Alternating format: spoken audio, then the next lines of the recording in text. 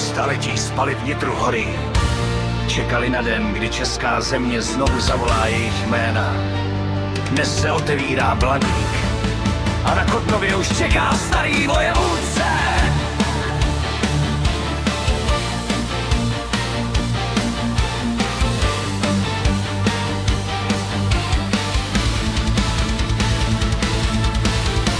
V nitru Blaníku věky spal čas, kámen střežil dávný hlas. Pod zemí dýchal ocelový kruh, čekal na den, až zavolá duch.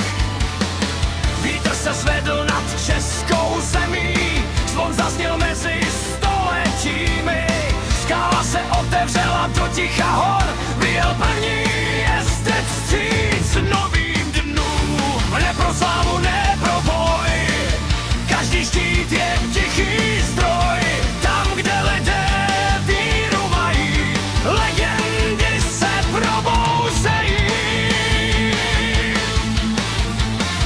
Blaník a Tábor, dvě srdce země, jejich příběh dál nás zní. Když odvaha zvedne prapor k nebi, nikdo ji v prach nepromění. Od Kotrova až k blanickým skalám zní ozvěna dávných dní. Dokud pravda v lidských srdcích plane, česká duše nezmrzí.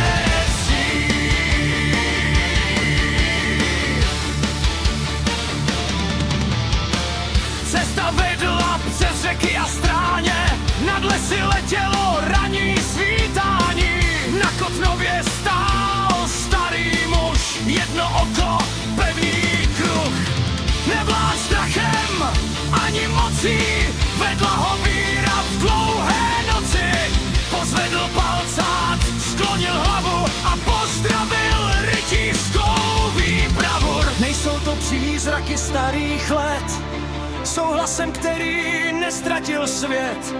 V každém člověku dřímá síla, která se nikdy nevytratila. Když držíme při sobě dál, žádná bouře není král. To je odkaz, který přetrvá, dokud nad krajinou svítá.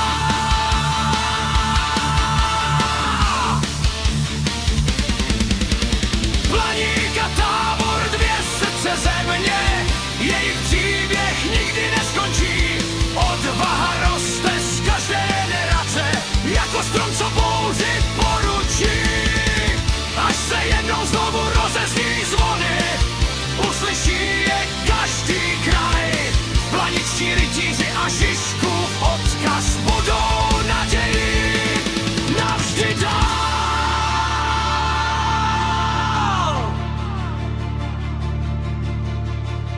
Vítr utichl nad starou horou, slunce zalilo krajinu zlatou. Blaník se zavřel, Kotnov dál bdí, legendy žijí v každém z nás.